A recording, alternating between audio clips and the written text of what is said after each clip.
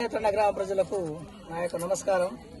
గోనేతండ గ్రామం అడిదిరిపల్లి మండలం సేవాల పండుగ తీజ్ పండుగ అని చెప్పి ఘనంగా జరగడం జరిగింది.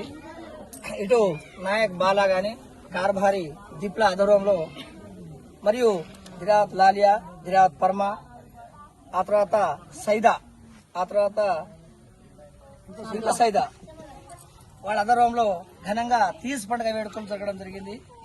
దానికి అందరూ ఏంటంటే పురాణం కానుంచి జరుగుతున్నటువంటి మా యొక్క సాంప్రదాయం ఏంటంటే తీజ్ పండుగ అంటే పెళ్లి కాని ఆడపడుచులు తీజ్ పండుగను ఘనంగా జరుపుకుంటారు.